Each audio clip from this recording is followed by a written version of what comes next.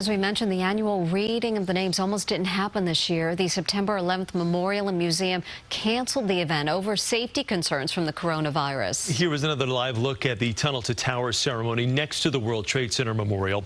The in-person reading of the names for the event will begin shortly. CBS 2's Aundrea Cline-Thomas is live there now with more on how this all came together. Aundrea? Oh, Chris and Mary, as you know, this pandemic has canceled a lot of events, but the Tunnel to Towers Foundation would not allow the September 11th memorial to be among them.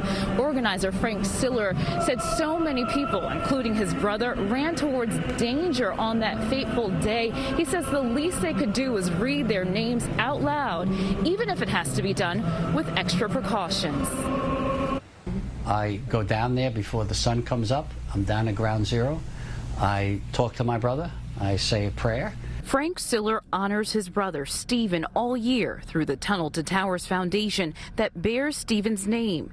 Still 19 years later, this day does not get any easier. I'm overcome with emotion every single year. Stephen Siller was a firefighter and is among the more than 2,900 people who died on 9/11. And my father, firefighter Jonathan Lee Ayelpi. When the National September 11 Memorial and Museum canceled the annual in-person reading of names, opting instead to live stream a recording out of an abundance of caution, Siller was outraged. There's a lot of emotion that day. They're taking that away. They try to take that away. We're not going to let that happen. In defiance, Tunnel to Towers is hosting the in-person ceremony this year. Vice President Mike Pence reached out to the organization in support and will participate in the ceremony. Masks will be mandatory. The families will be spread out and will read the names from 2 socially distant podiums. And when one's finished, they leave, we clean it, and before the next one comes up, and then this person reads.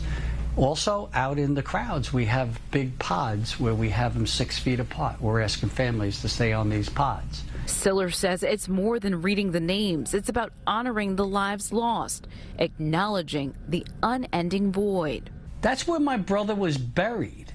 That's where so many people were buried. Buried but not forgotten. Siller says in the face of new risks, being here is the least they can do to honor their sacrifice.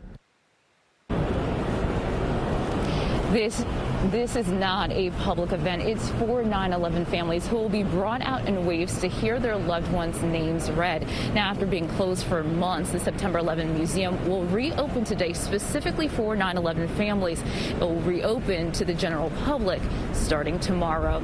Reporting live from Lower Manhattan, Aundrea Cline-Thomas, CBS 2 News. Aundrea, thank you.